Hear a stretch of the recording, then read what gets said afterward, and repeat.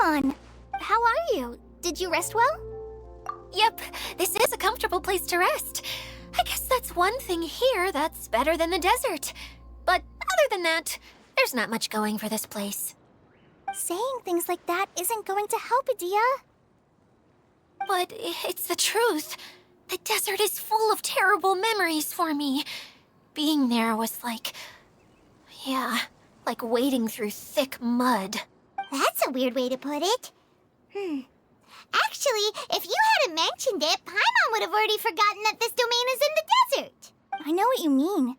The air here isn't at all like the desert. It's very humid. Almost as if we're in the rainforest. It's a very familiar feeling for me. Everyone looks well rested. If you're ready, we can start making our way to the jungle north of here. Good luck, everyone! I'll be rooting for you! Hold on. I said we, didn't I? No need to say goodbye, because you're coming too. Huh? But wait, I'm just the mascot! You can't back out this time, Adia. The manager of the fairgrounds is waiting to see you. She said Adia is the only person who could help. Yes, Kale and I discovered a fairgrounds in the forest. The person in charge of it seems to be a Spontamod scholar. A scholar? But what's she doing there? Researching the forest ley lines? Oh, I wish there were ley lines here that I could ever study. Anyway, I know who you're talking about. I'd better come along then.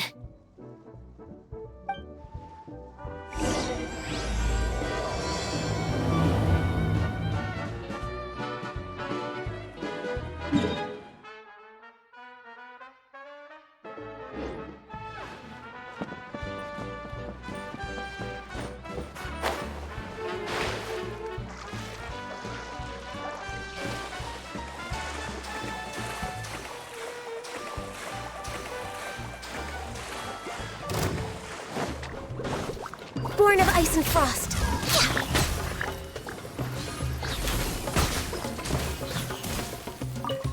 We're way behind. No touching. Beautiful treasures are a cause for great happiness.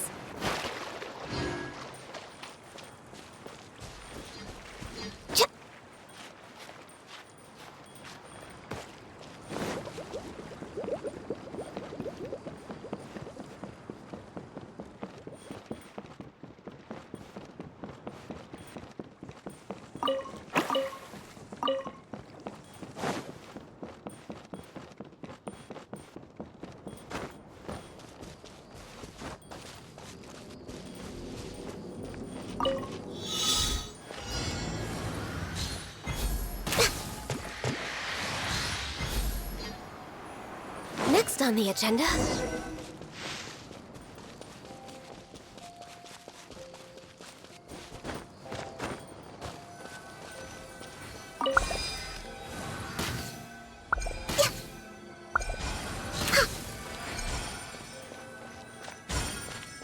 We're way behind schedule.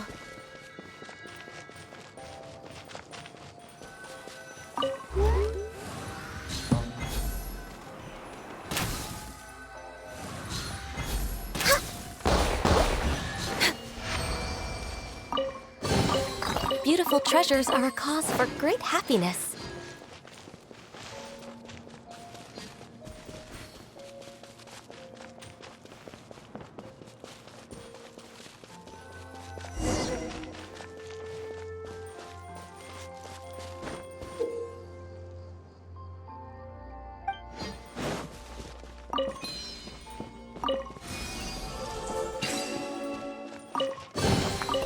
Perhaps whoever left these behind was also fulfilling a contract.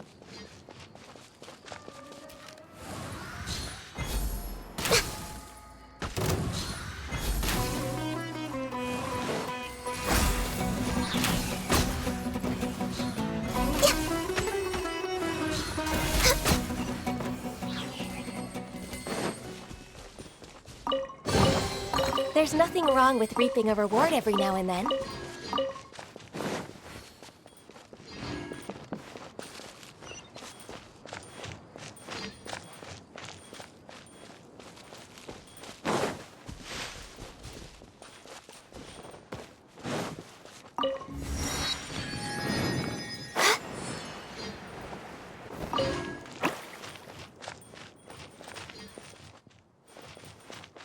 Next on the agenda?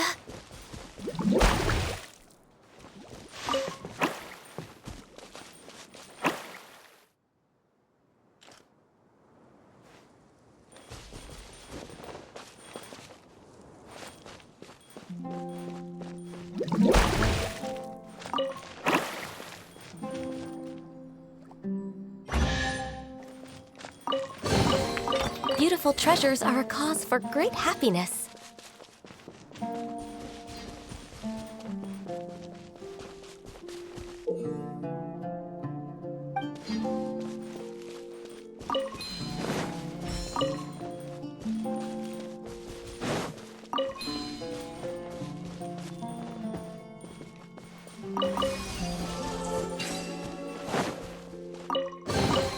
There's nothing wrong with reaping a reward every now and then.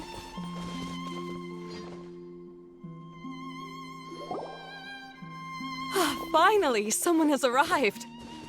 Sorry to keep you waiting, Maimuna. We've brought Adia with us. Thank you, Kale. It's been quite some time since I've seen you, Idia. To be honest, I didn't think you'd actually show up. If anything, I thought you'd be curled up somewhere crying alone. Hey, you shouldn't be saying things like that. Doesn't seem to be the first time Paimon's heard someone say that about Adia, though. You want to see me cry? Fine. I'll stop crying right here. No, please don't! All right, I shouldn't have said that. Now, who are these two? And Paimon is Paimon! They're reliable helpers. Lucky for you that I found them. You'd better be more careful about how you speak to them, okay? Of course. Good to meet you. You may call me Maimuna. For the sake of time, we should forego the usual pleasantries. Please follow me.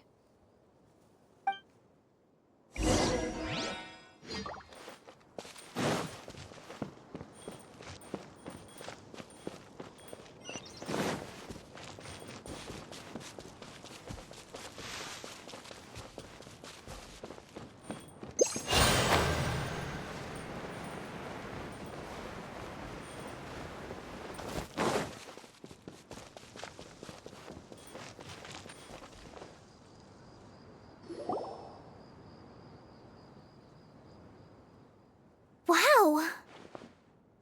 Look at that huge tent! Amazing, isn't it? I helped make it. What fun would a fairground be without a tent, right? Really? Paimon knew you couldn't be so pathetic. You just act modest all the time to hide your actual abilities. Huh? What is it, Kale? Sorry. I'm not sure if I should tell you.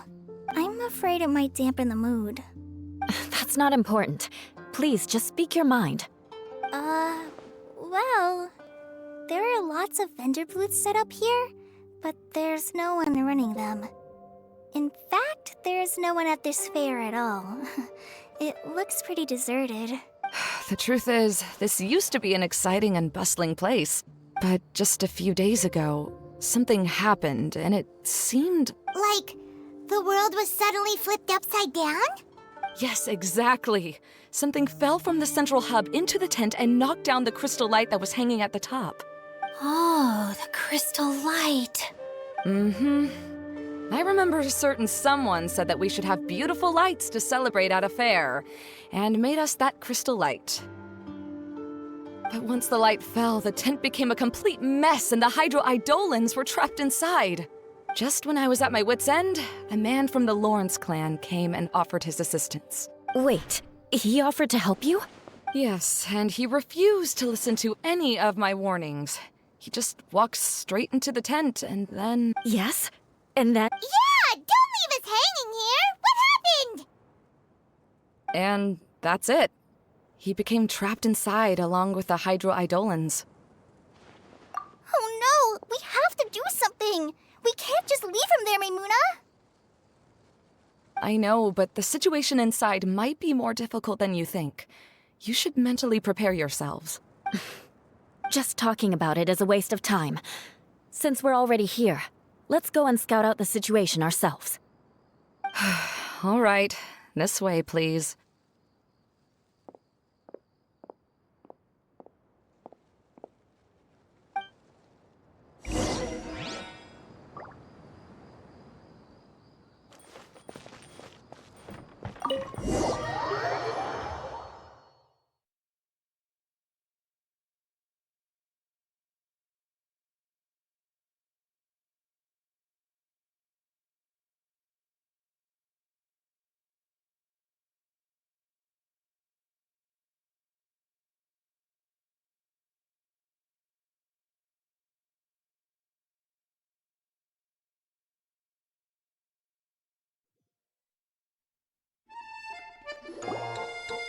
There used to be a large stage inside, but after everything got shaken up, it seems the very nature of the entire place was altered. The lamps and crystal light that were hanging above have all fallen down, which makes repairs near impossible.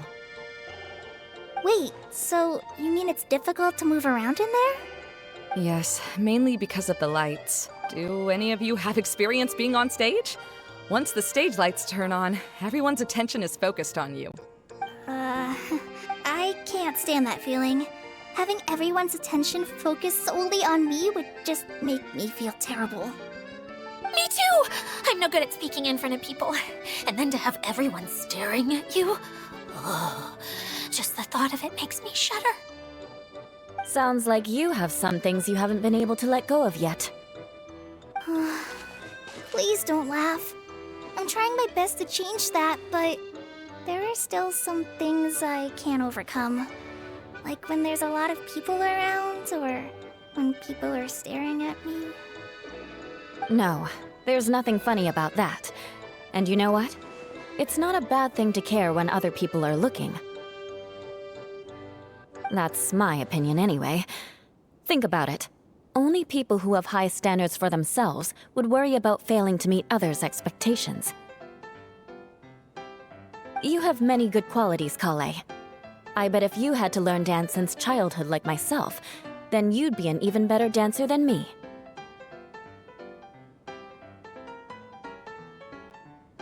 No way! That would be impossible.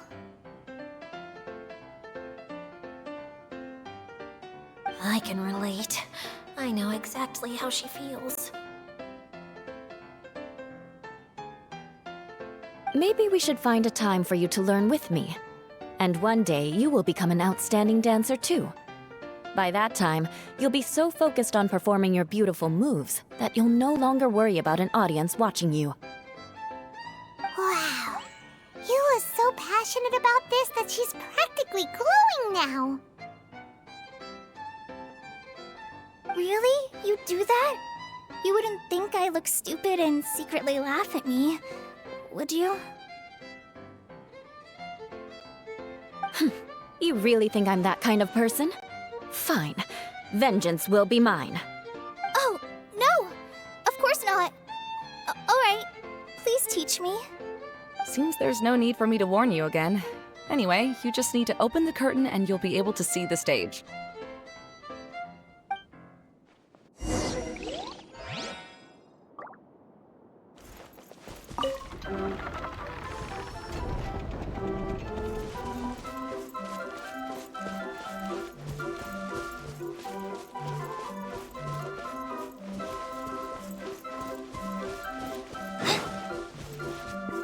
Wait, what's the thing in the middle there? That's my crystal light! It's been locked up. Well, let's figure out a way to fix this. Looks like we need to raise the platform underneath the crystal light. If I remember correctly, the stage controls should be somewhere around here.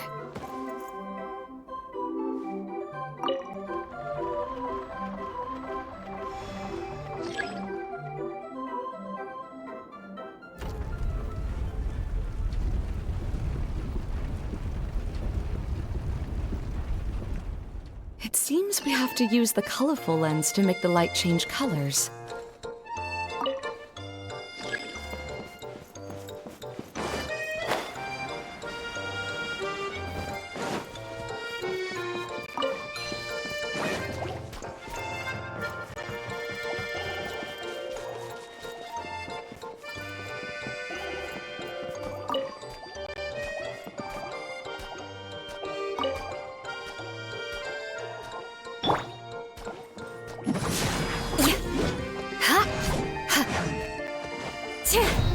Crush!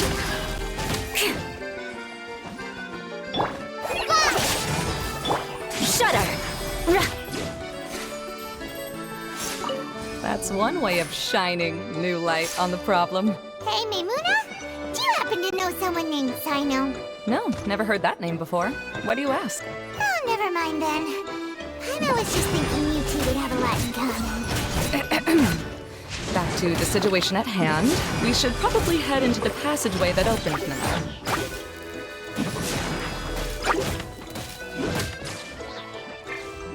More speed. Shudder! Yeah, crush!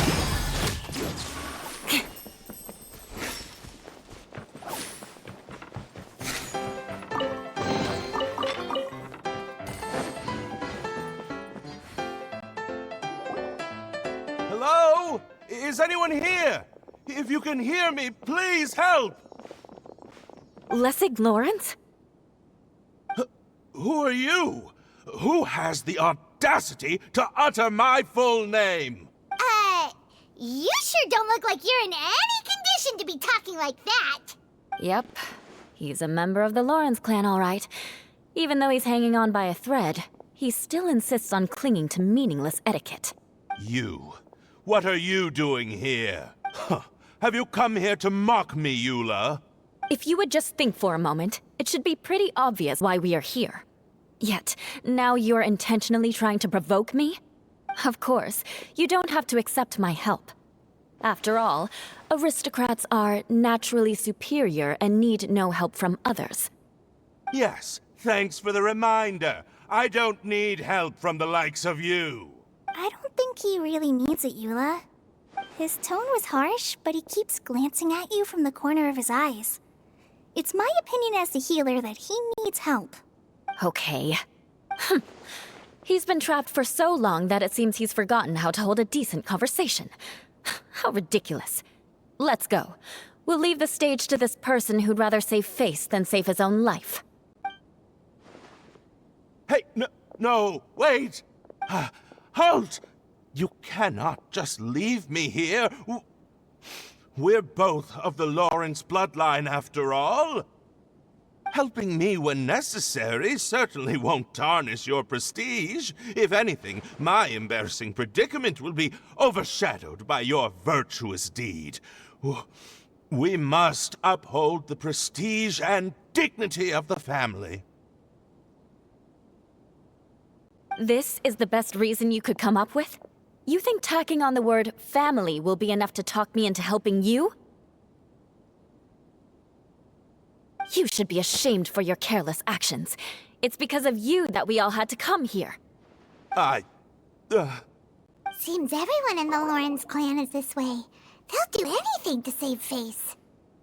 All right. Looks like it's time for the mascot to step in. Here you go. One for Eula, and one for Lessig.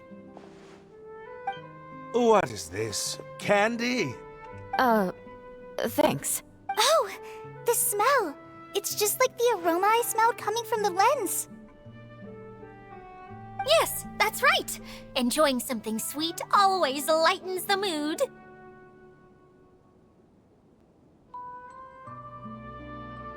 Oh, thank you, Miss Mascot. I certainly do feel much better now. So he's willing to thank someone else. Eula has been worrying about you the past few days and asked me several times regarding how to find you. But now that you two have been reunited, I won't have to keep answering her questions anymore. Oh, I'm so happy. Let me clarify one thing. I don't care what happens to him. If you're going to keep saying nonsense like this, then... Eula will never admit that she actually cares. Yeah, you're probably right. If you're going to keep saying nonsense like this, then at least give me another piece of candy. Oh, sure. I still have more. Sorry. I admit my mistake. I know I've caused heaps of trouble for all of you.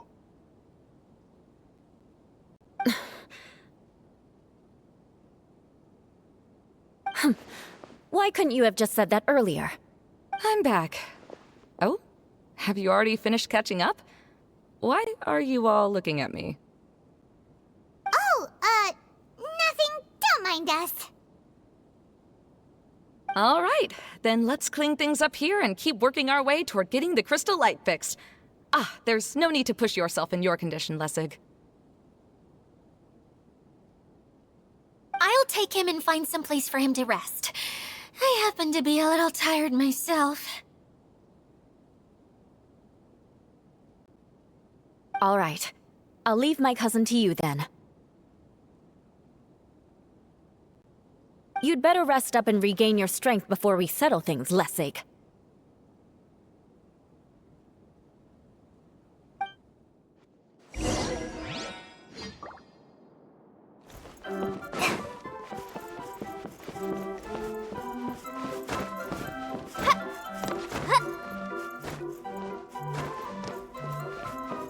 Now, let's see if there's any way to keep raising the platform higher. We probably will need to find a mechanism that's like a lamp.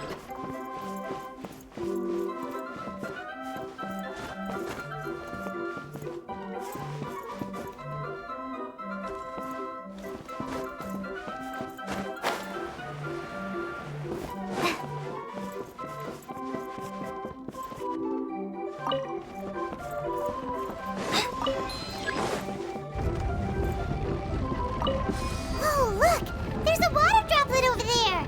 Ah, a hydroidolin! It must have been trapped in the curtain. But at least it seems to be okay.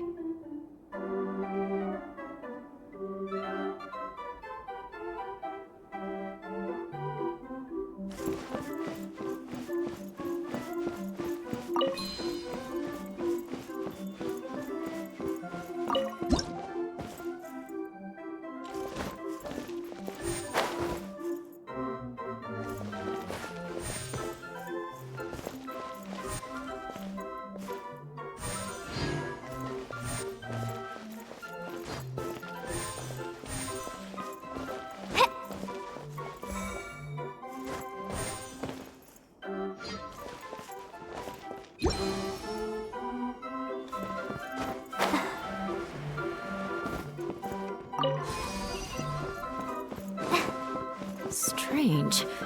Is that really the Lessig that I know? You should... Wow! And Paimon thought it looked big from the outside! This place is massive!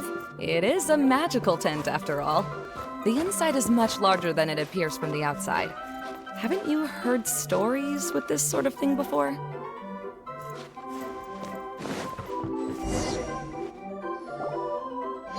Oh, another path has appeared! This should be the last level! Yes, don't worry. We're almost to the top of the tent. The last thing we need to do is raise the crystal light to the very top of the tent. After the stage collapsed, I realized that having it raised only halfway makes it look a lot like the stage at the Grand Bazaar. Have any of you visited the Grand Bazaar before? No, I haven't. I have. I've gone there a few times with Master Tainari.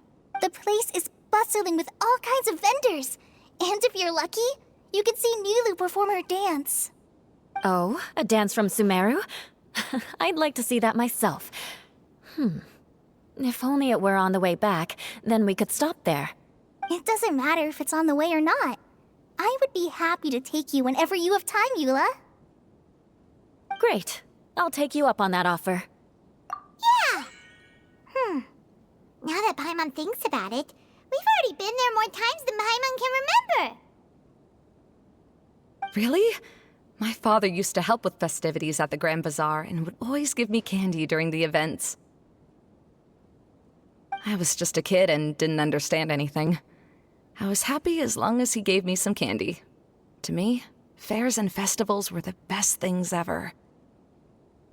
I always thought my father was amazing and wanted to be just like him when I grew up. But aren't you a scholar in the academia, Mimuna? As far as I know, scholars seldom could spend time doing anything but research. I doubt you could have time to assist your father in preparing festivities. Yeah, seems you read me like a book. When I had the choice between becoming who I wanted to be and who my parents wanted me to be, I ended up choosing the latter. But I was never happy about it. That's almost the exact opposite of Eula's situation. You must have already realized that. Why else would you set up all the booths here and make this place like a fairgrounds? Yes, but I'm still not as happy as I imagined I would be. I realized that attending a fair and running a fair are two completely different things. The main reason my childhood was so fun and carefree is because my family worked hard. But my father knew how difficult and tiring running a fair could be, so he wanted to push me towards academics. But in the end, I didn't do well in either. I gave up on myself and resorted to investigating ley lines in the desert. Some things happened, and then I accidentally ended up here. I finally had a chance to make my wish of running a fair come true. But after seeing everything come crashing down, I feel like I've lost the strength to go on. It's not as bad as you make it out to be, Maimuna. No need to feel so down. You have the courage to change, and you've been actively guiding us on this journey. Someone who's given up on themselves could never do these things.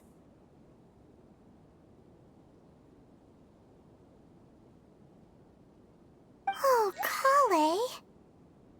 I understand my situation better than anyone. You don't need to try to comfort me. It's not that I'm trying to comfort you.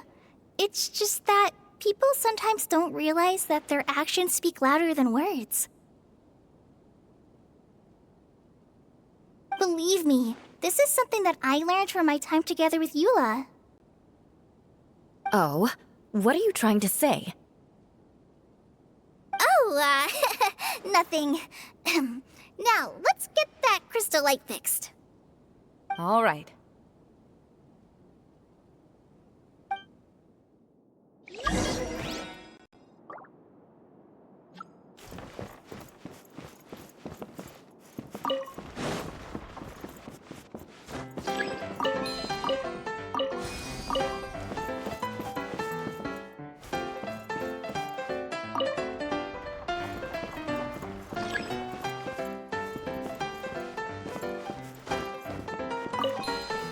The colored pieces of the bullet have melted. Yes, the lens is made of materials that are easily melted by light. Is it me, or do I smell something sweet here?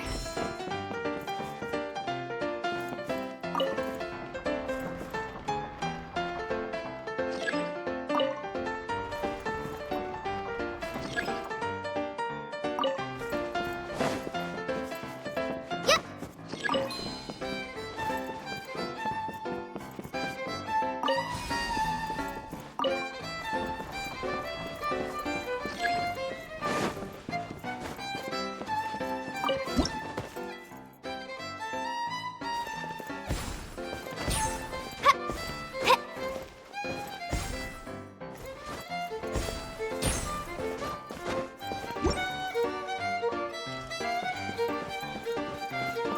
If we're going to raise the crystal light, then we need to open the top of the tent.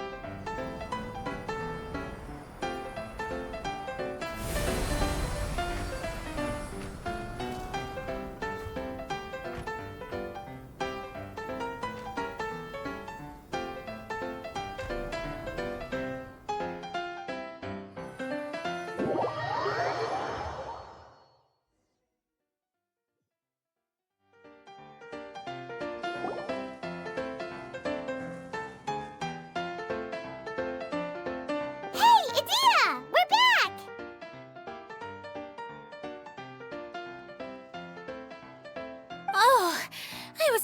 wonder what was taking you so long. But don't worry, Lessig is recovering well. I'm pretty good at taking care of people. Seems I've found another good thing about myself. I don't know if I should be worried for him or happy for her. The shadow. It's massive. Wait. The shadow just now. It's...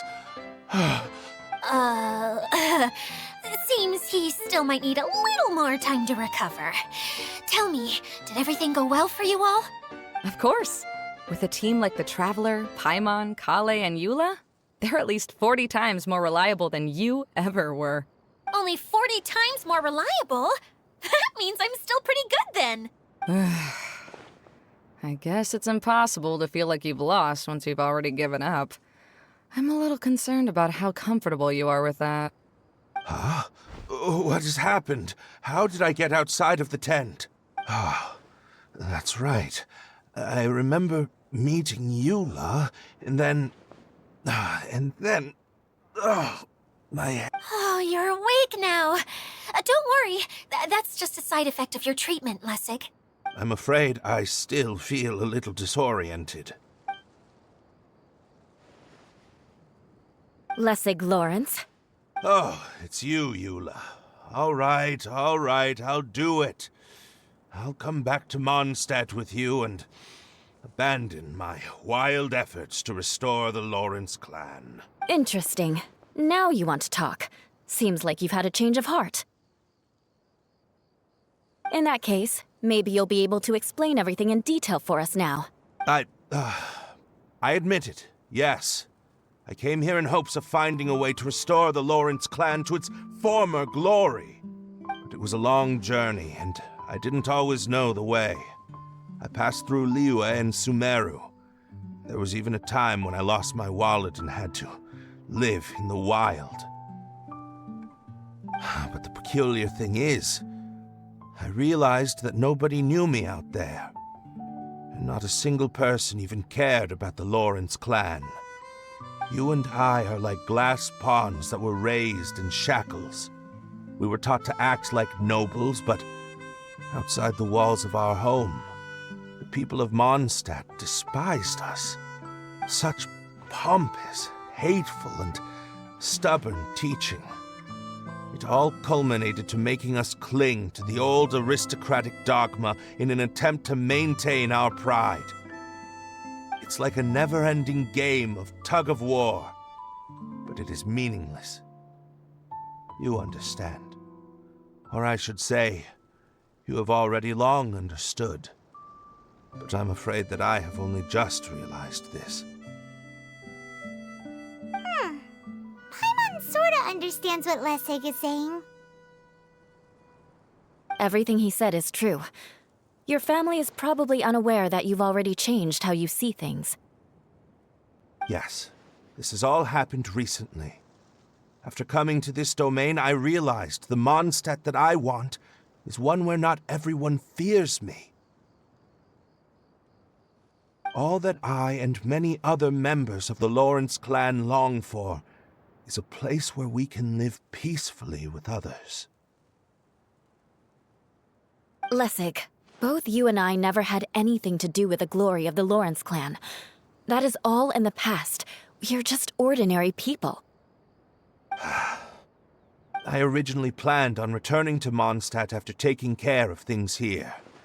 I never thought you would come here. I was completely shocked, which is why I reacted like I did. I'm sorry.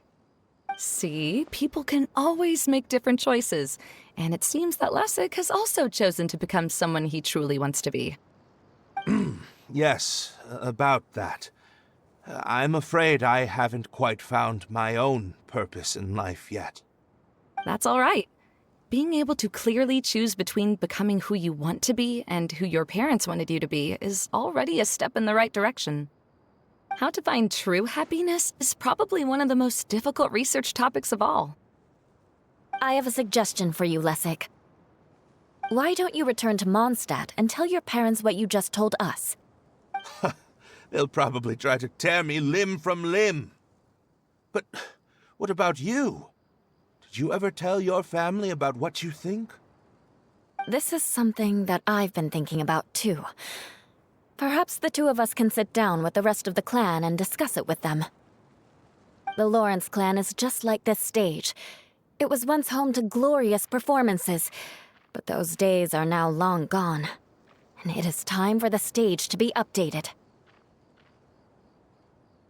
She's so solid and tough, but also clear and open, like an ice cube. Is that why she's able to dance anytime and... Are you all done talking now? Yes, I think so. By the way, that is for you. Please take it. I found it on Lessig earlier. Oh, it's one of the missing components! Wait, so you had it all this time? Why didn't you give it to me earlier? Well, you didn't ask. All right, I admit it. I forgot about it. Okay, we'll let the Traveler hold on to it for now. Wait, this looks like... It looks pretty familiar. Have I seen one of these before? Shh! Now's not the time to brag about being a hero! Ah, right! I also bought a similar box at the last festival. Yes, people often use this kind of box for candy at festivals. This was one of the materials originally used to create the tent. But now that the tent has been repaired, we no longer need it. Eating the candy from the box as an adult will never be as delicious as it was when you were a kid. But if you really think about it, there are way more things you can eat as an adult. Ah, so when it comes down to it, eating candy is sort of like life. It's just another choice. So, as of now, we've already collected 3 of the missing components. Only 1 more to go. I'm sorry that repairing the tent took so much of everyone's time. You should all head back and have a rest. I'll lead the way.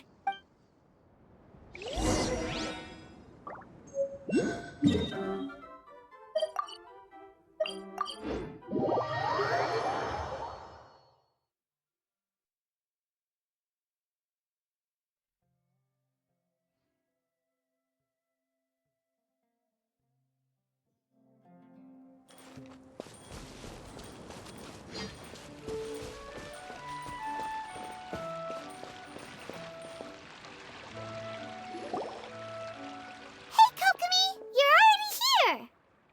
Oh, you're back. I trust your adventures to the forest... Yep, you could say that. How about you? Up to anything today? Well, I suppose it's time I told you that as the Divine Priestess of Watatsumi Island, I shouldn't actually be here now. The truth is that a relic known as the Shinro Casket was lost from Watatsumi Island long ago.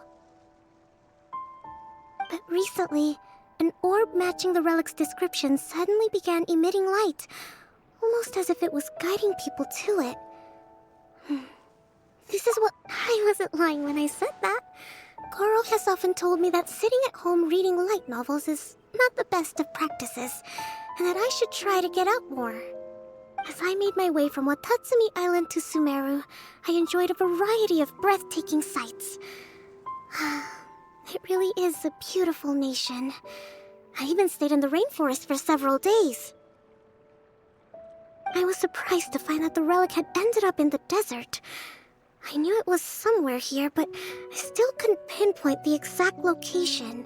Though I feel that Itia was not intentionally trying to hide anything from us, this domain does have plenty of secrets. I'm sure you've sensed that too.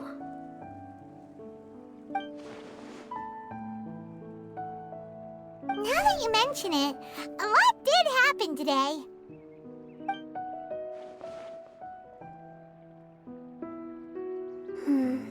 I see. When you found Lessig, did you also happen to find any clues related to this domain? I'm afraid that he was caught up in his thoughts and didn't pay attention to his surroundings. Actually, before the world was flipped upside down, this domain didn't look anything like this. Hey, everyone! Oh, I hope we're not interrupting your conversation. It's alright.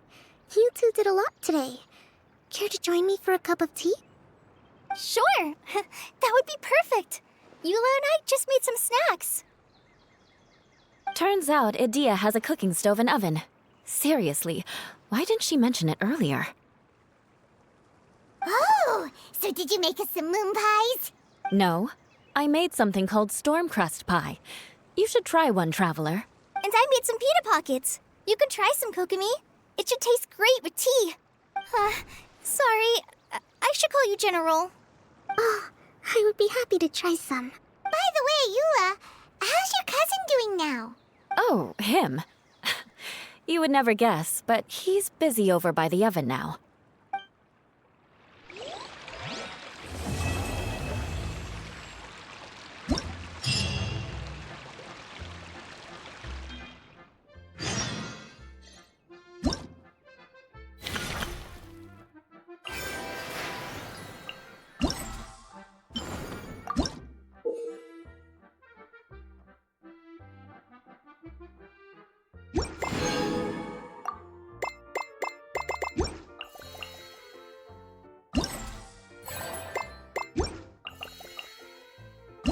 If you lie on the grass, you can feel the...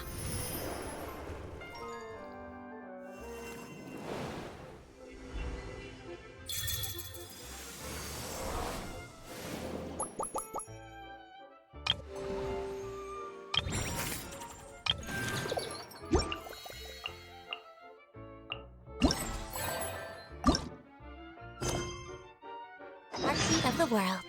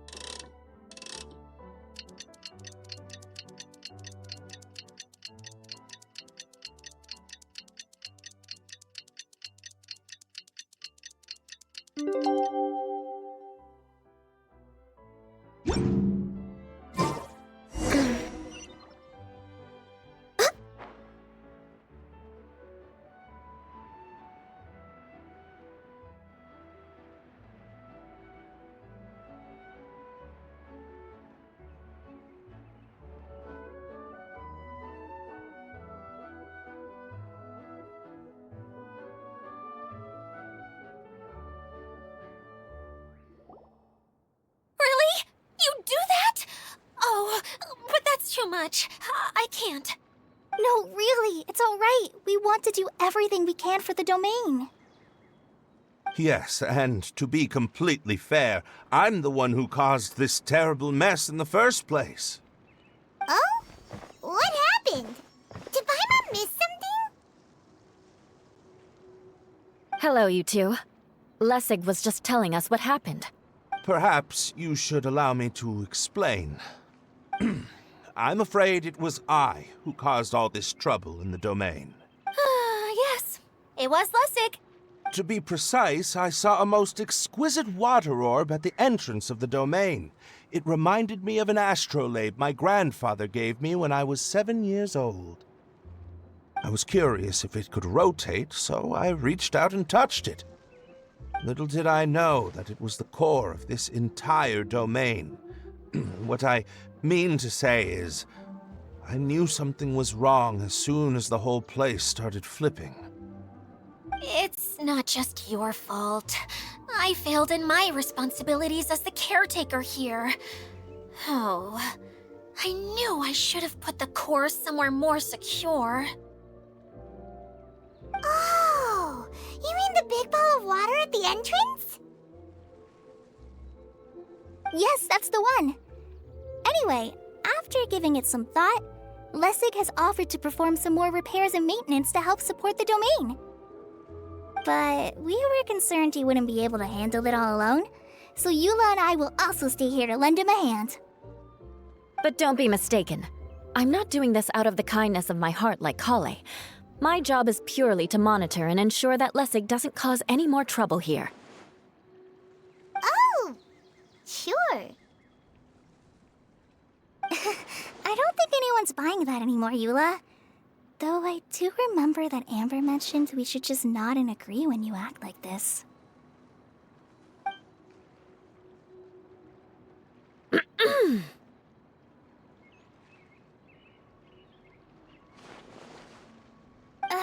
Right. No, I'll get right to work. Either way, Lessig is going to be in charge of making lunch for everyone today. Yes, I'll do my best. No need to worry. What was that? No, I mean, thanks everyone for giving me a chance to redeem myself.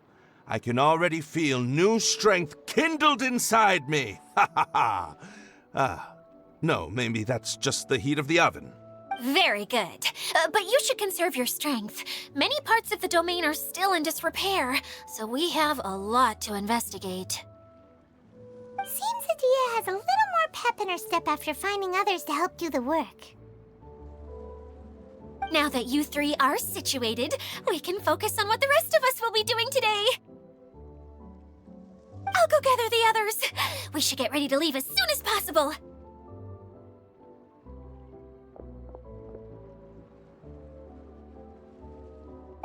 And there she goes. At least she seems to be happy. Maybe this is how it feels to be in charge.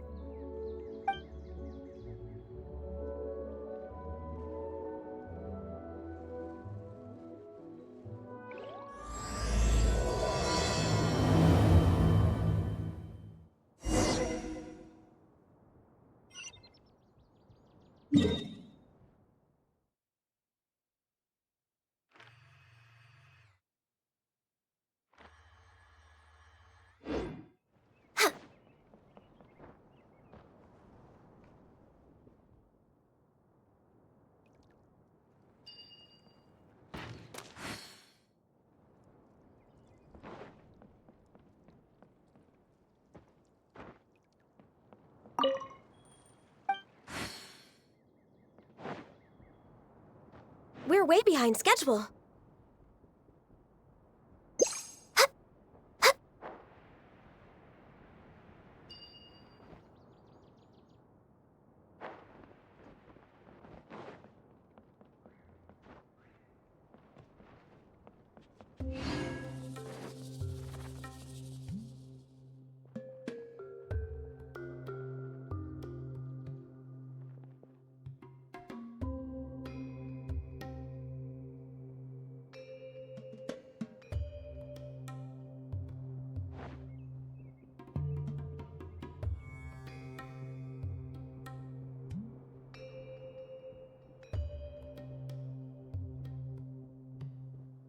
Where are we going now? We're going to retrieve the last missing component. My working theory is that the director listed on the sign has it. No details slips by our general. What's a director? A director is a kind of job. The one we're looking for is named Zosimos.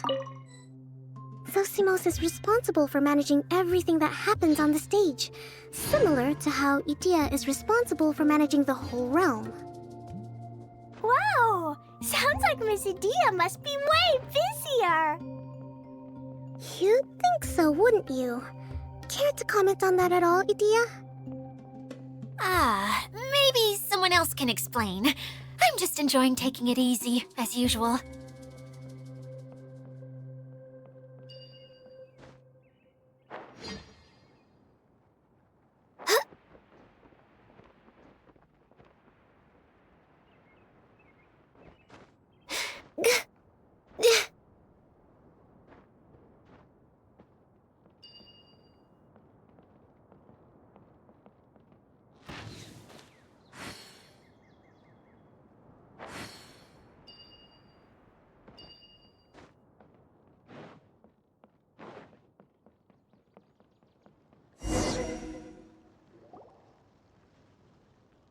The director doesn't get out much. He's almost always cooped up in his treehouse making props or writing scripts.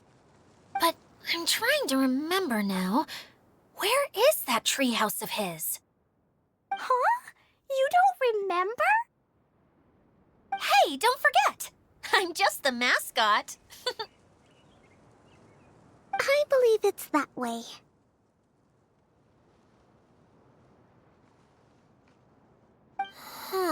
Though he might prefer to be alone, given he often has to move stage props, I suspect that he lives near the theater.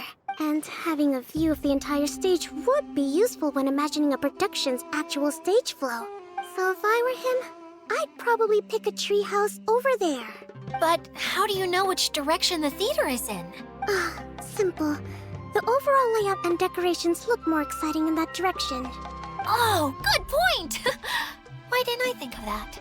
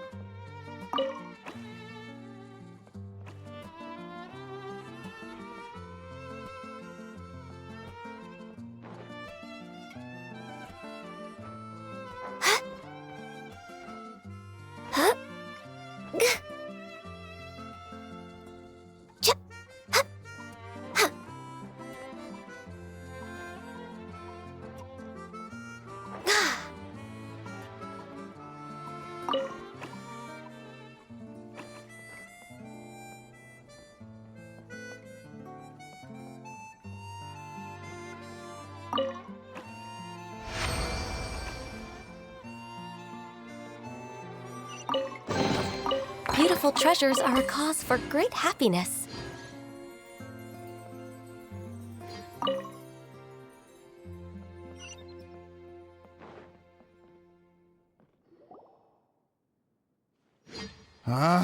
Where did that blasted automation mechanism go?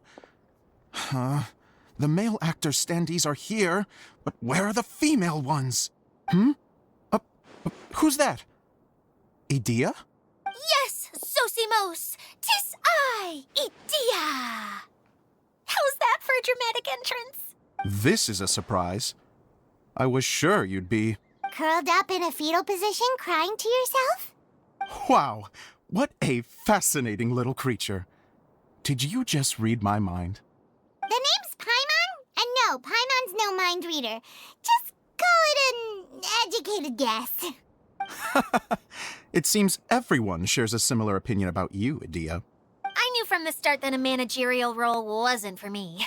But I found my true calling now. As a mascot! Mascot? Is that a new role? I don't remember casting you for that. Okay, enough about me. I'm just here to introduce you to some new friends of mine.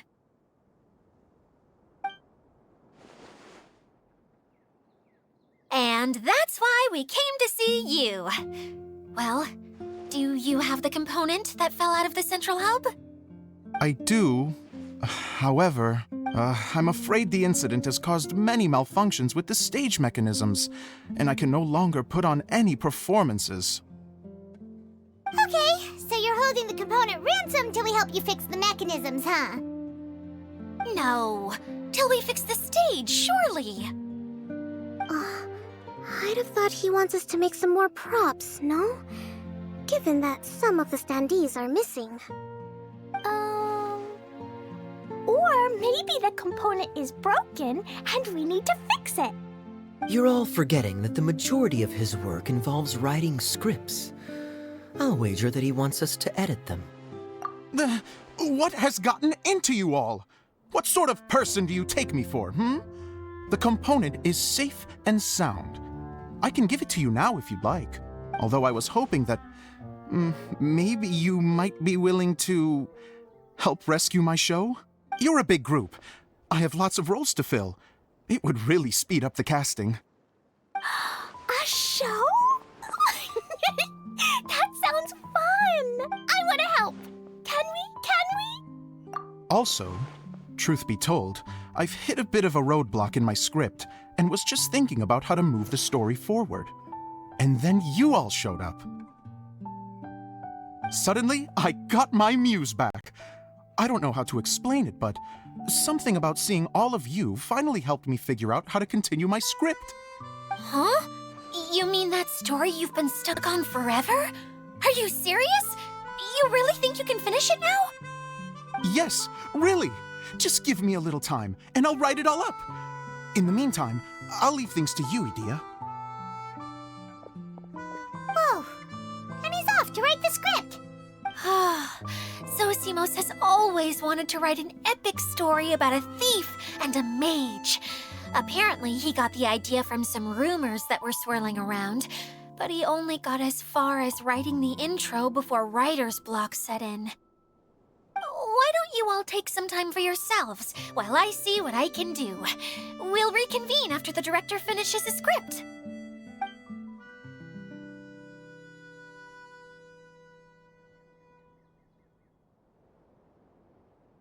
A director, my friends, is a storyteller.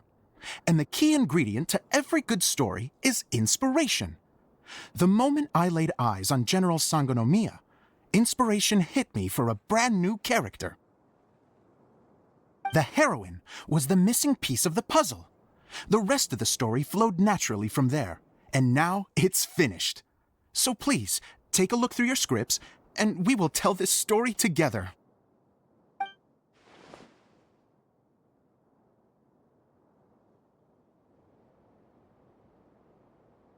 Well, is everything clear? Director Zosimos, how do you pronounce this word? Let me see. That's sojourn. It means to stay for a while. This is a very cute moment, so let's make sure that comes through in the performance. Oh, wait! There's another word I don't know here. It's okay, Klee. We can go through your lines together a few more times after this meeting's over. That would be most appreciated, Kaya. I had a feeling about you, actually. You seem to know a thing or two about character acting.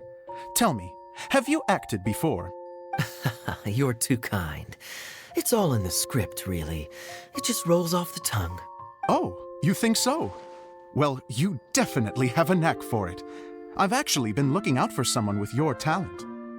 If I make it as a big-time director, then I can see us working together for the long term. Be sure to stay in touch, okay? You and I are gonna go places. What can I say? Sounds good to me. Great. Fantastic. Now then, please go through your scripts one more time. But don't just read the words. Remember my notes, and really let the character inhabit you. I need to have a look at the stage, so I'll leave you to it.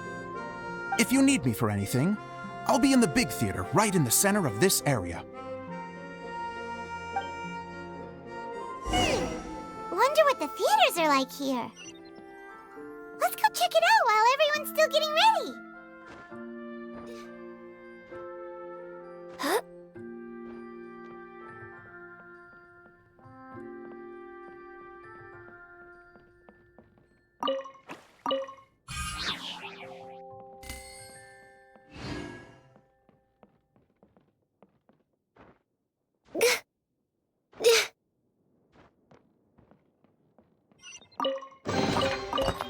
guess whoever left these behind was also fulfilling a contract.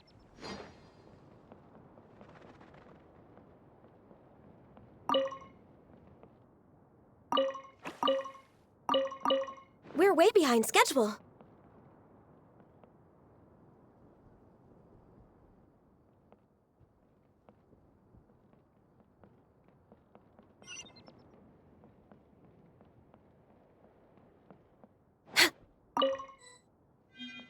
Next on the agenda...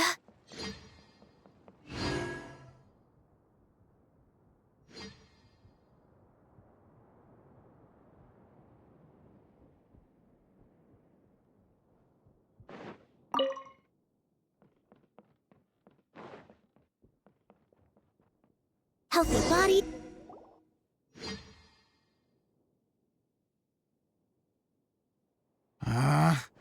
Where did it go? I put it right here. Hey, Zosimos! What you up to? Oh, it's you two. Please, come here. Feast your eyes on this stage. I designed it myself. So, directors have to design the stage too? Oh, I'm no ordinary director. I take a more holistic approach. Directing, script writing, stage design, I do it all. Sounds like a lot of work. Adia wouldn't be able to handle that kind of job. Edea has her work cut out for her too, you know. She's my one and only member of the audience, though she often criticizes my shows. Well, she just says what she thinks. You don't know how to write, or this is getting ridiculous. I think it's because I use preprints in a way that she feels goes against what they're intended for. But even though she's my harshest critic, she's also been my biggest supporter in a lot of ways. I guess you could say she's like my agent. I'm very grateful to her. I've always dreamed of being a director, but I've never had the chance until I came here. So, what did you do before you came here? Like I said, I dreamed. From a young age, every time I came home after a show, I'd go over the story again and again in my mind. Growing up, my biggest aspiration was to be a director. Unfortunately, I couldn't offer much beyond my practical skills, so I ended up spending most of my time as a prop designer and doing a bit of set design on the side. Don't get me wrong, I do love building the set, but nothing satisfies me more than putting on my very own show. No wonder you only wrote director on the sign. Exactly. You're not doing a great job of convincing me that you're not a mind reader. By the way, could I ask you for your help with something? I'm having trouble finding the master script, and I'll need it shortly. The one you only just finished writing? You lost it already? Yeah. After I handed everyone their copies, I held on to my master copy while I was checking on everything around the theater. I must have dropped it somewhere. If it's not here, then it might be in the attic. These are the only two places I've been since I finished writing it. But, I still have some things to do to get the stage ready. Would you two mind having a look for me? No problem. We'll find it.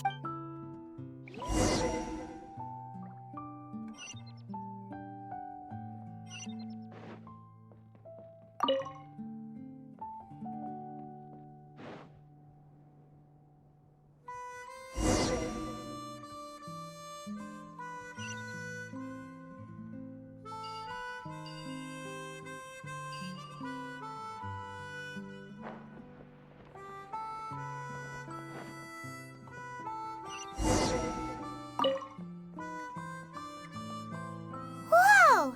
Look at all these books! Now, where's the master script?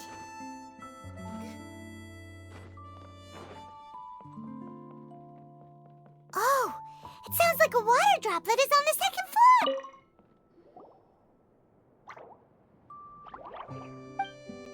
Wow, this is a lot of scripts.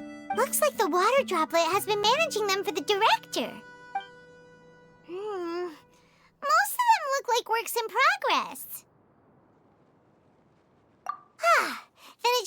one that's finished. Okay, let's look for the thickest one and then check the ending. This is the only script that fits the bill. Plus, it looks pretty new. This must be the master script. Let's go give it to Director Zosimos.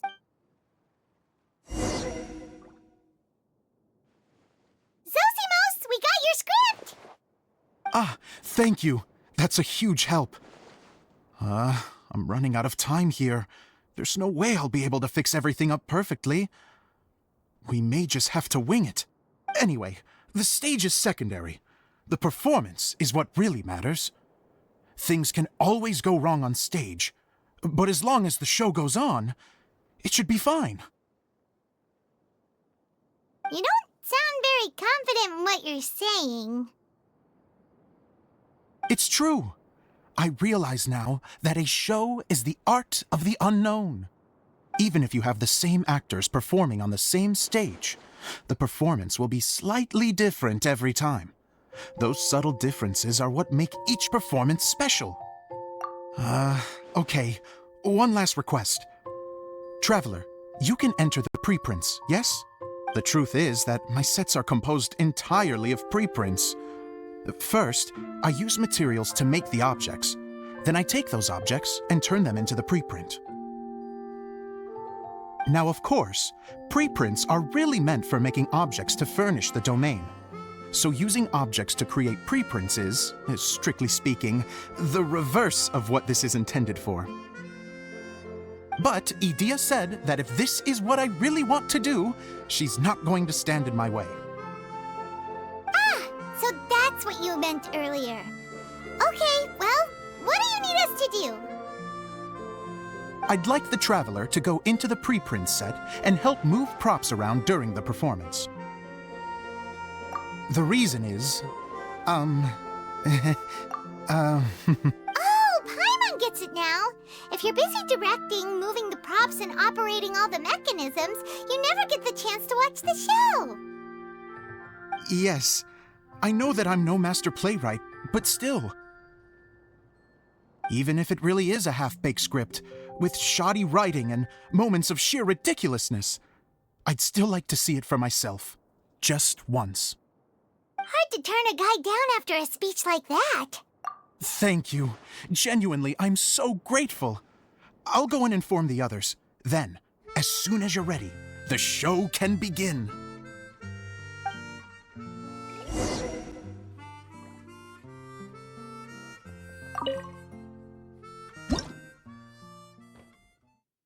Long, long ago, there was a great thief. He lived in a land where the light did not shine, where all suffered in the darkness. People call me? Sorry, Kaya. Directly into the microphone, please. Otherwise your voice'll, you know. Okay. They call me the Dagger Bandit, but no one sees that I rob the rich and give to the poor. Here in the dark, evildoers run rampant in the shadows, while the good, honest folk stumble blindly on, just trying to find a way through.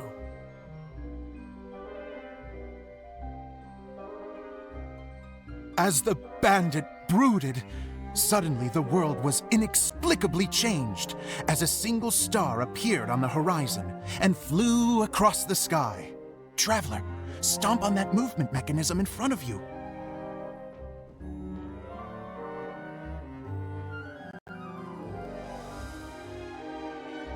Light. A brief flash, yet enough to illuminate the world. If I can find the source of that light, I can shine it into the darkness, and the people will suffer in blindness no longer.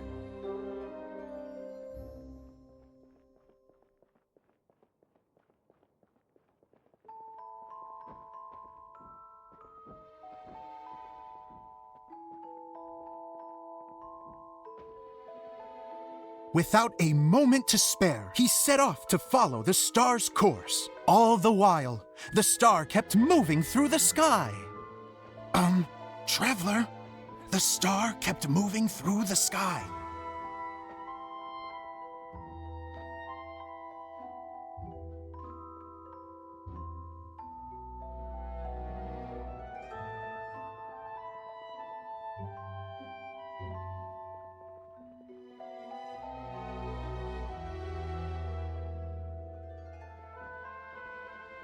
Looks like I have to go through the desert. This could get dangerous. If everything he'd heard was to be believed, the desert ahead was a no-man's land filled with horrors. Worse still, the star had landed in the most difficult-to-reach location, surrounded by sheer cliffs, but he was determined to press onward. I've come this far, and I'm not about to turn back now.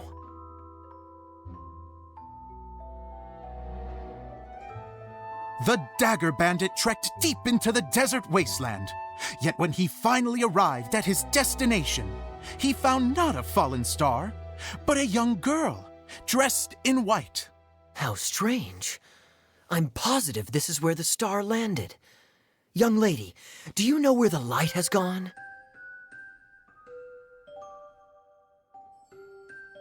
The girl replied, Traveler from afar, the light you seek is only a bottled flame. But the flame has now died, and its light is long gone. A bottled flame? Yes, it was a gift from another. And so, the girl began to tell the story of how the bottle came into her possession. The girl hailed from a kingdom that sat atop the waterfalls. But when the reigning dynasty fell and a new one seized power, she and her people fled for their lives. A thick fog began to fill the air as she made her way through the forest, and dense thickets tried to block her path. There is a mechanism down there that you can press to retract the thicket board below the stage.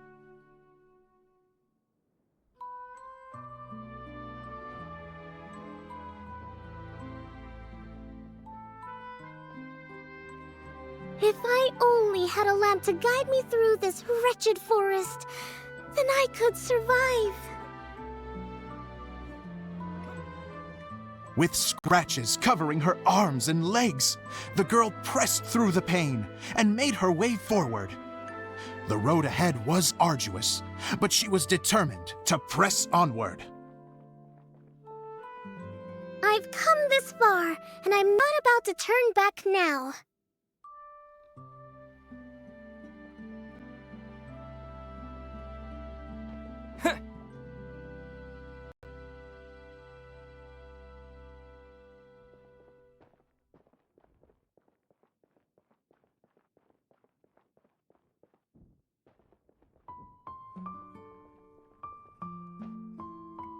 But just as she was drawing near her destination, a huge stretch of thorns and brambles suddenly came into view.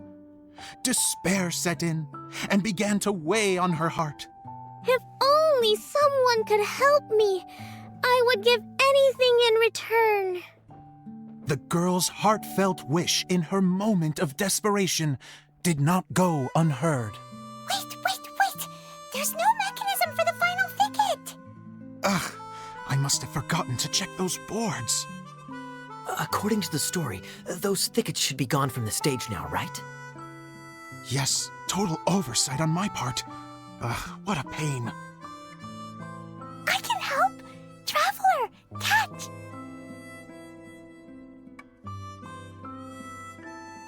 Ah, it's a Jumpy Dumpty!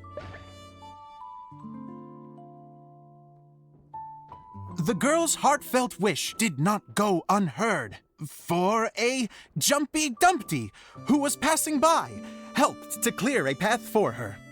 Oh, thank you, Jumpy Dumpty. And so the girl continued her journey deeper into the forest.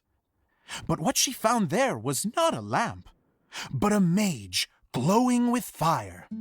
So, just to clarify, it was supposed to be the mage who helped burn a path through the thicket. Save it for the end, man! The mage took pity on the girl and handed her a bottle. Then, the mage began to tell the story of how the bottle came into her possession. The fiery mage had an adventurous spirit and enjoyed taking long journeys. On one such journey, while taking rest in an oasis, She found a beautiful bottle by a crescent-shaped lake. Klee, quick! Get in the light. She was an extraordinary mage, with the power to grant people their wishes. She turned the bottle into a thing of equally extraordinary power. But the only place that it could make wishes come true was inside of the bottle. Oh me! Oh my! Look at this wonderful bottle of mine! It could make a fine toy. But better still, a sojourner's home. The fiery mage blew into the bottle, allowing it to grant one single wish outside its glass walls. Oh, am I supposed to blow into it? Whoa, it lit up! A flame was kindled within the bottle, and it began to glow a fiery red, just like the mage herself.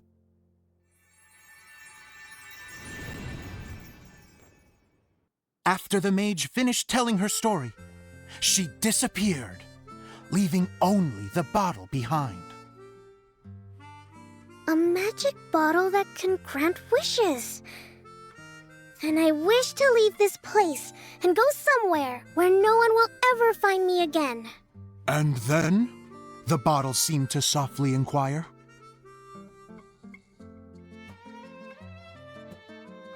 I don't know. The flame in the bottle faded as the girl's single wish was granted, and she found herself in the middle of the desert, far away, where no one could ever find her.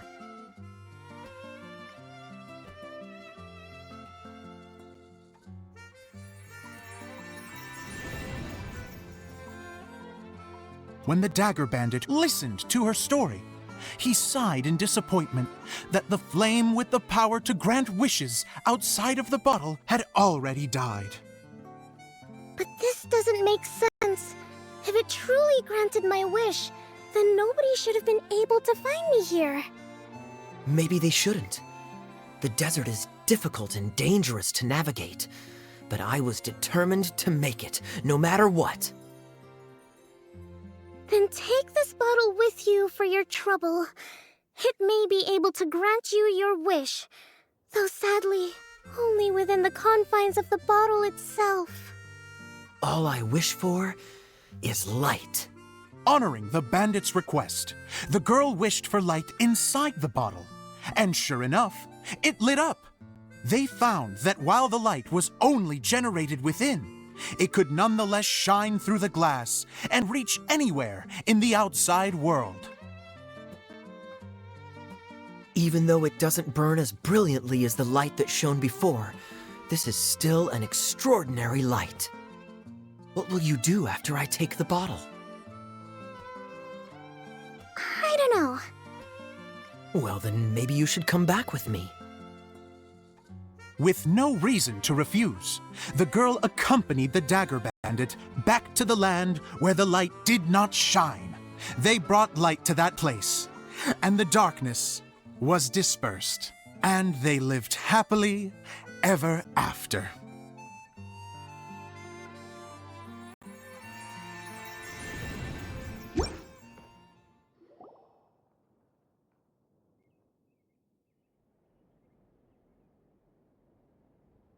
And we're done! Seems the show went...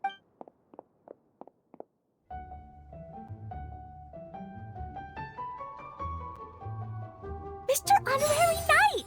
Didn't I do great? I felt like I really was the fiery mage! Wow, great costume, Klee! As soon as Paimon saw your shadow, she thought straight away, what a cute hat! Klee loves it! Thanks, Mr. Zosimos! Oh, wait! No, I mean, Mr. Director. Mr. Director? Ha! No one's ever called me that before. Thank you, my dear little mage. Thank you so much. Oh, I'm so happy. Miss Dia said that she tailored it a little bit so it would fit me, but you are the one who designed and made it. You're amazing. Yeah, that's amazing! And it sounds like Adia did a great job too! It was nothing really.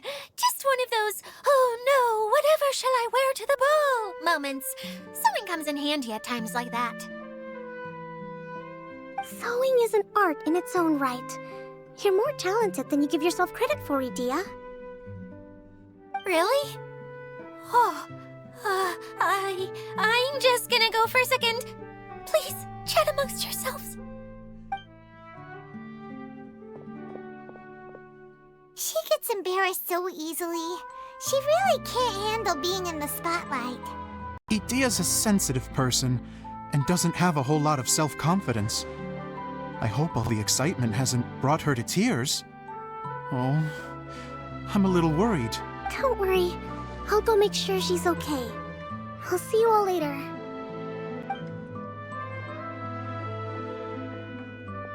So, what did you all think of the play? Any thoughts? Huh? Uh-oh. Time to get serious. Now, are you sure you want to hear what we really think? Oh, absolutely! I had the courage to ask, didn't I? So, don't mince your words. Go ahead. Speak your mind. I can take it. Okay, Paimon will go first. So, the dialogue at the beginning was pretty good, but it ran out of steam as the story went on. Paimon could tell that you ran out of inspiration somewhere along the way.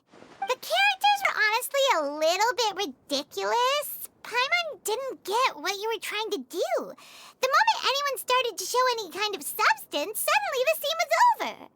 Yes, all very good points, Paimon. I would add that in its attempt to pay tribute to the series 1,000 Nights, all semblance of a coherent was sacrificed. Plus, I do have to penalize you for the issues with the props. Miss Edea, what are you doing back here? Oh, you know, I return like the tide when people start discussing something important. Huh.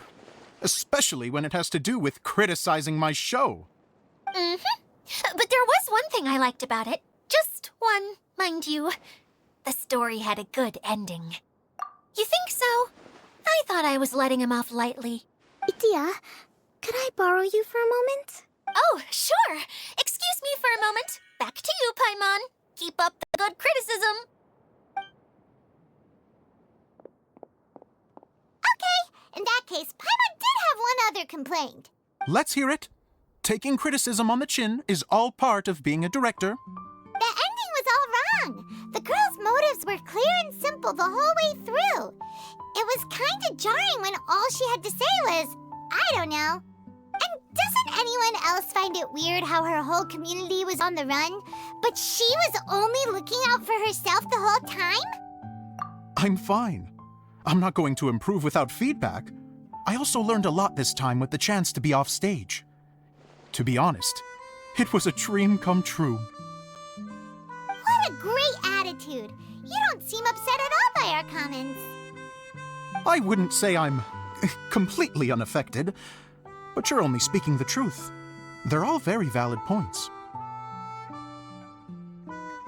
Still, now that Paimon thinks about it, you did finish the script in a bit of a rush. Maybe we were being a little too hard on you. That's perfectly fine. Nothing is as important to me as my work on the stage. We all use our imaginations when we're kids, right? I used to play with dolls and my own cardboard cutouts by the light of an oil lamp. The shadows would come to life and dance on the walls. I never got tired of it. Fast forward to now, and in many ways, I'm still that same little kid, lying on his bed, making sound effects. And I get the same joy from running a show now as I did in my little bedroom theater. Of course, a director can accomplish nothing without a cast and crew. So on that note, I want you to all know that I am eternally grateful to each and every one of you. Hey, don't mention it. We had a blast. Okay, here, take this. Your component, as promised. It's the bottle from the show! The one that lit up when I blew into it. That's right. Can you guess the secret behind why it lights up? Oh, maybe there's an invisible fairy inside that opens its eyes when you blow into it. Bingo! You guessed it. That should do the trick. Oh, wait, this needs tightening up a little. Hold on, this will only take a second. This outfit's more fashionable than I imagined. Excuse me, everyone. Do you have a moment? Especially you, Zosimos. Idia wants to do a little something for you. She says it'll be a dream come true. A dream come true? Yes. She said that as useless as she is, she wants to do something for you as the first person to have heard of your dream of being a director. Her words, not mine. I'd have to disagree, though. I have never thought of Idia as a useless person. How is this suddenly about me? If everybody is ready, then I'd like to invite tonight's male lead to take the stage. Ta-da!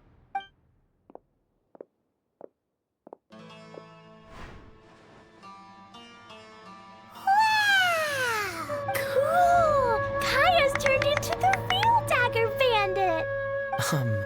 How is me changing outfits supposed to make the director's day? It's just a prototype costume. Is he that easy to please? Don't be silly. If I know our director, nothing will make him happier than to see his ideas brought to life by the right actor. Well, then I'm happy to oblige.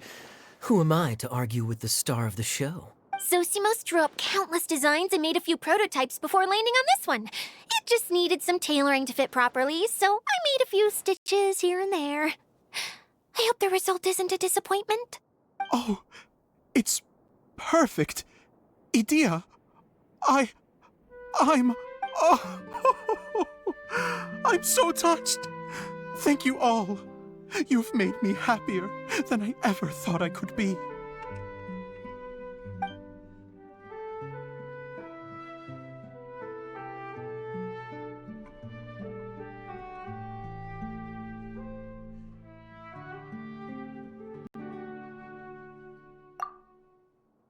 How are you doing? Recovered? Oh, I'm good. Thank you again. Oh, please, don't mention it. Well, now that we have the final component, it's time to say goodbye for now. Let's head to the core of the Valuria Mirage and get this place fixed up. Can I keep wearing my costume? Please do, by all means. Both of you can keep your costumes. It seems only fair. Yay! Kaya, keep wearing yours too. It looks amazing. I agree with our mage. I'm sure it's not every day you get to play such an unforgettable character. Sure. I think I can be a bandit for a little longer. Bye-bye, Mr. Director. Take care, my dear friends.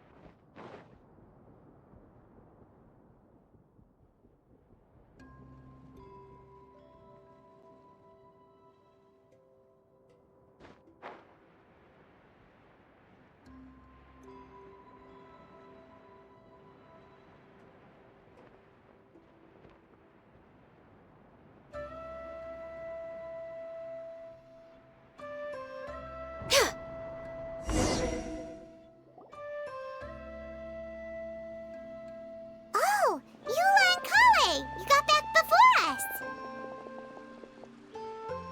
Yes. Idia had the water droplet send us a message just as the show was coming to an end, so we came back here to wait for you. How is Lessig doing? He finished all the maintenance work, but it took a lot out of him. He's now fast asleep in his room. Oh, I feel a little guilty. Consider it his atonement. It's only fair that he had to do something constructive before being able to sleep soundly. Seriously, don't waste your concern on him. If you say so. Okay, without further ado, let's go and fix the domain!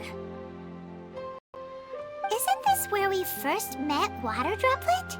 Correct! The core of the Valyria Mirage is the largest streaming projector of all, and this domain is one gigantic preprint. Whoa, so everything we've seen is created by this? That's incredible! So, to fix it, same process as usual, right? Do we need to use the preprint? Exactly! Well done! You catch on quick. It's hard to forget after doing it so many times now. Let's get going. This is the final step! Yay! Suddenly Paimon's really excited. The hub consists of these components. All you need to do is place them onto the foundation in the right shape. The right shape? But we've never...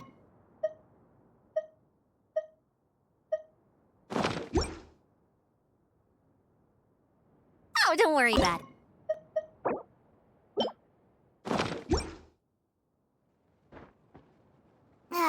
Sometimes you have no standards whatsoever.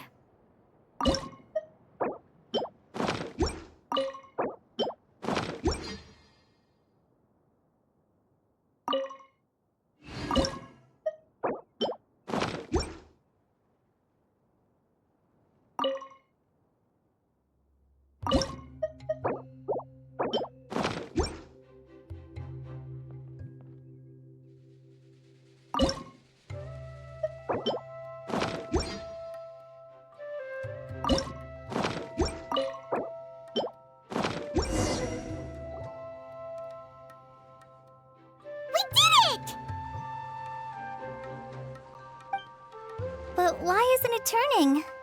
The components are back in the core, and the hub is restored to its proper shape again. That's all we needed to do. Like any wound, it just needs time to heal. It'll probably just start turning again one day in the middle of the night when no one's looking. Really? I thought that with your special abilities, you could get it turning again right away. What? Huh? All of us are dying to see it. Not just how the domain looks when it's fixed, but also Idia. In her element. I want to see Adia using her magic powers too! I bet they're super awesome! What are you guys talking about? And how is Kleon on this, but Paimon isn't? They're referring to our mascot's true form. As I've said all along, there's much more to Idea than she gives herself credit for.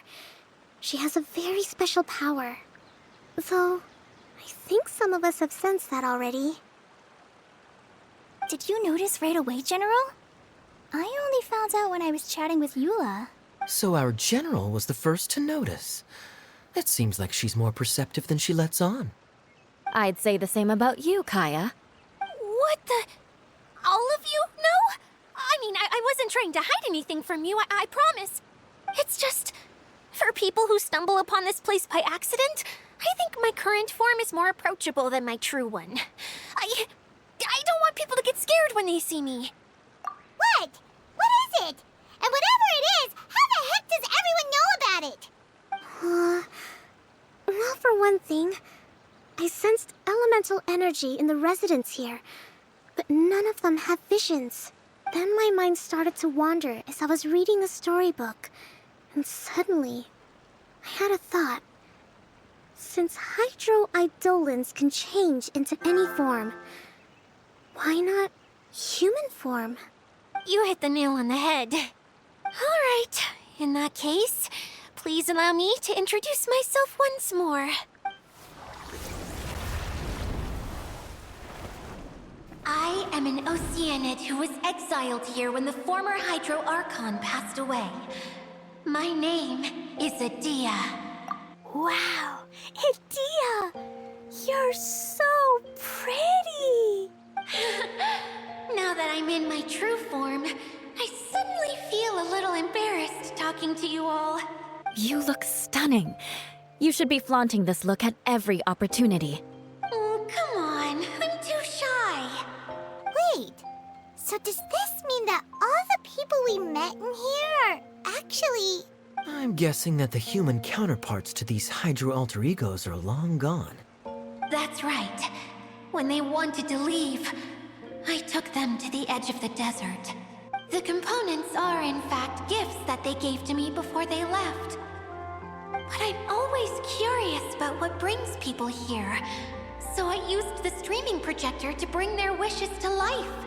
The power to grant wishes, but only within the confines of the bottle. Exactly. It's a truly extraordinary light. I've just realized something. When the components fell from the core, it appeared as if they had returned to their respective owners. But actually, it was after the components landed where they did that their owners and the things associated with them arose around them to form the different zones. So now that the components have been retrieved, does that mean that all those things are gone? Don't worry, they'll be quite safe. As long as I remember them, they'll never disappear. However much we might criticize each other or get into scuffles, in this mirage, they will always be my friends. I had so much fun in the choo-choo cart and hanging out with Mr. Director. I'll never forget them either. Me neither. I'll always remember my adventures in this fantasy land. Very good. But it's probably time I set this wheel in motion. This one's all yours, Adia, our magical mascot. Please work.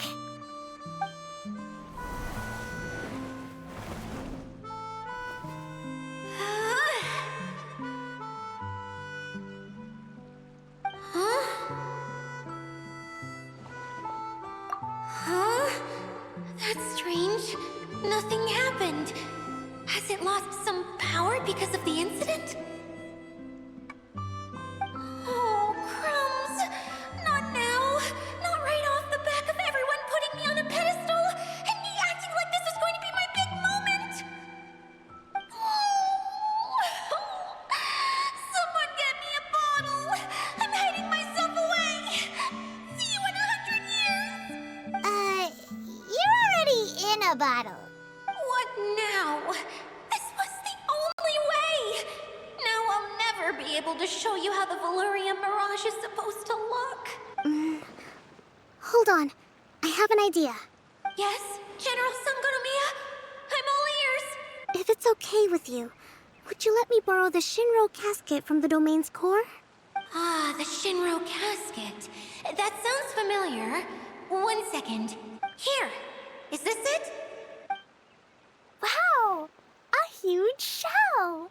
It's the relic that Kokomi mentioned earlier! So this is where it's been hiding! It was once a ritual vessel used for making offerings in the Moon Shrine. It's made from the remains of a yokai called the Shinkiro, and it can listen to the wishes of those who come to pray to build up Shinki, which gives it its power.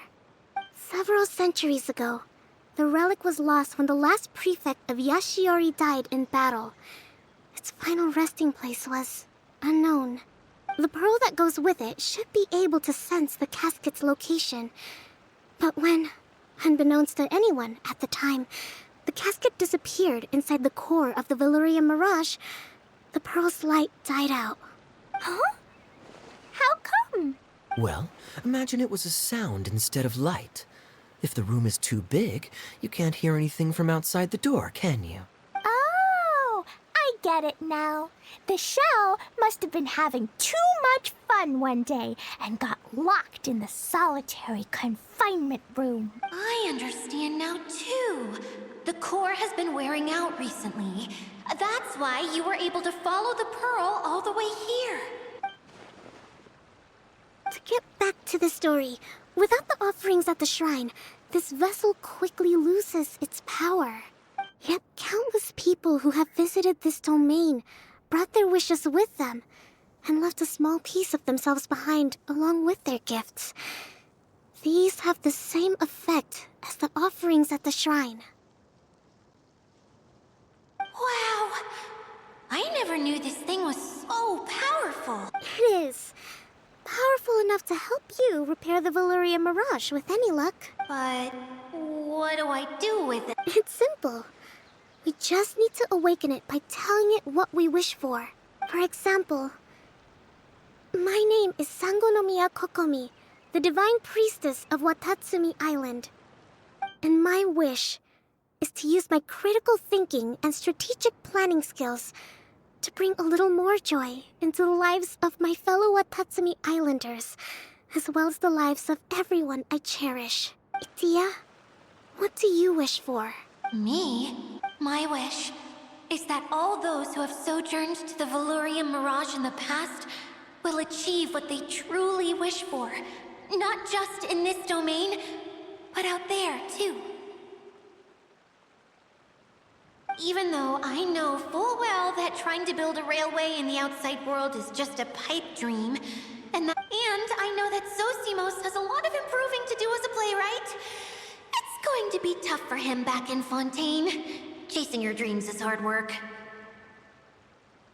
Despite all of that, I still hope that somehow, someday, they will achieve their dreams.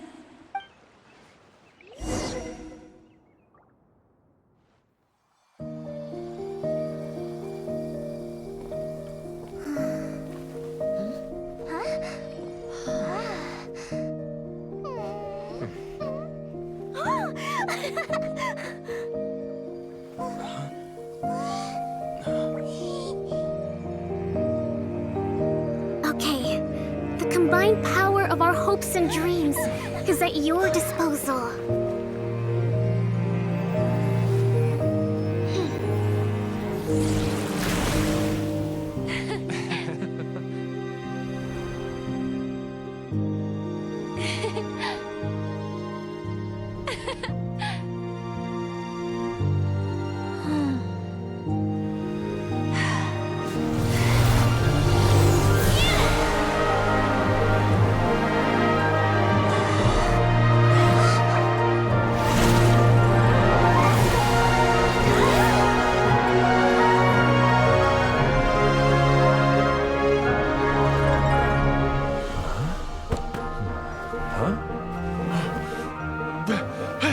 Look!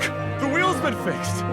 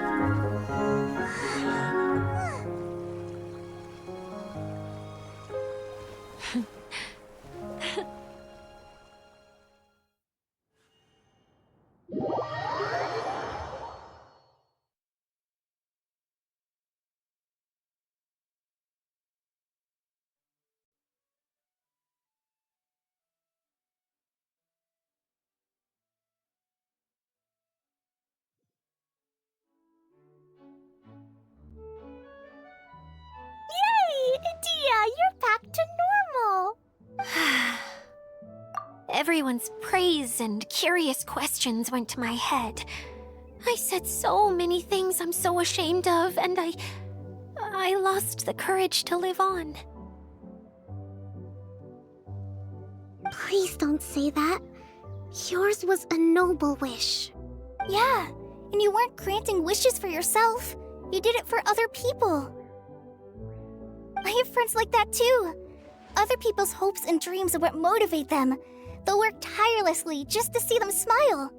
If you ask me, that's one of the most noble things a person can aspire to. Please, no more praise. I'm really not comfortable with it. It makes me feel so ashamed.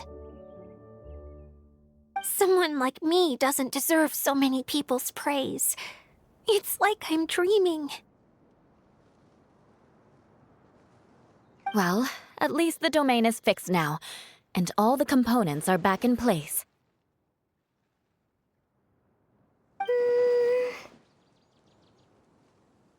What's the matter, Klee?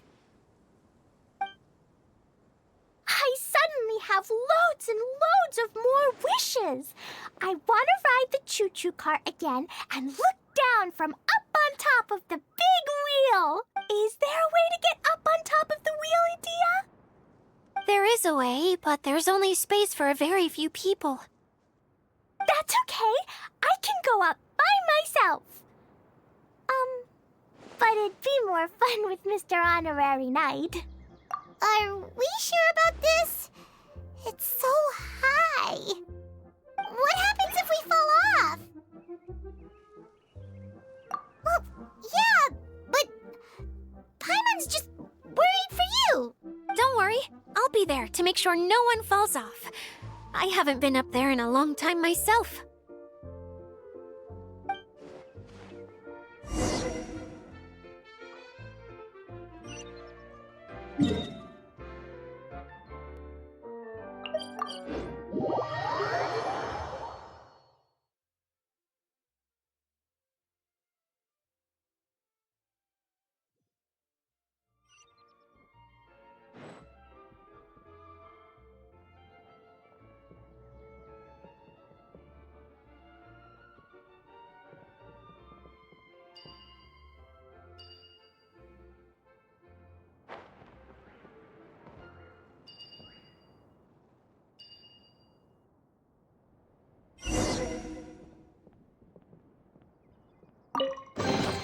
There's nothing wrong with reaping a reward every now and then.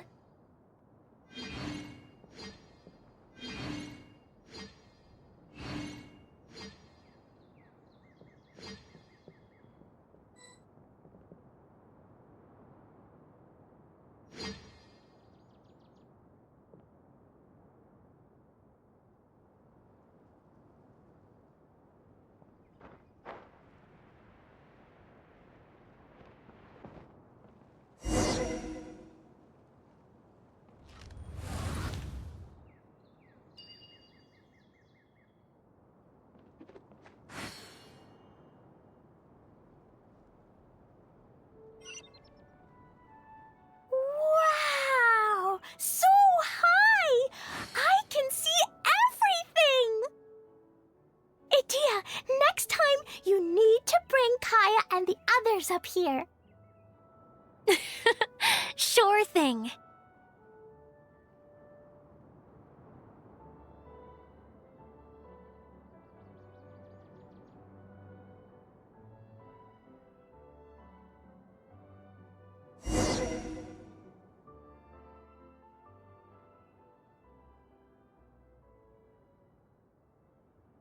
Whenever people have to leave this domain, I like to come up here and spend some time alone after I've seen them out.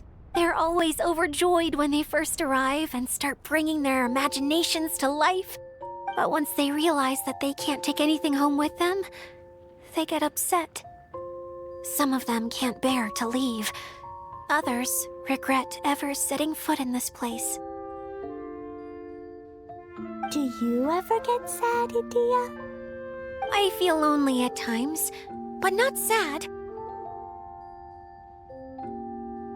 A lot of people destroy everything they created before leaving, but some don't, like the residents you met. Before they left, they asked me to make replicas of themselves using hydroidolins. Then they tasked these replicas with maintaining everything they built here, as if this was their way of keeping their dreams alive. That's beautiful. Yeah, I don't know how they're faring in the outside world, but just the thought that one day they might achieve their dreams and live on the outside just as their counterparts do in here, that's enough to make me happy. It feels like I'm here waiting for them in the future, where they've achieved everything they wanted. Really? I just think that every dream, every wish, is like a flame in a bottle. Whether someone is still working towards their dream or living it already, as long as whenever they think back to that spark of light within them, it still makes them smile fondly. That's all it takes. Well, I feel super happy right now. Then I guess I finally paid Alice back after all these years. Funny to think I've been in the middle of a desert this whole time. It's just a giant muddy swamp to me. Time for Paimon to give you a nickname! Mud Fairy! Watch out for Idea the Mud Fairy! How dare you mock me! Roar! I'll gobble you up in one mouthful! I'm still embarrassed to have shown you my uglier side, but I'm glad the Valorium Mirage is up and running again. This place is going to be bustling with activity again soon enough. I hope you'll take some time to enjoy yourselves. Yep, I want to get everyone together for one last ride on the choo-choo cart.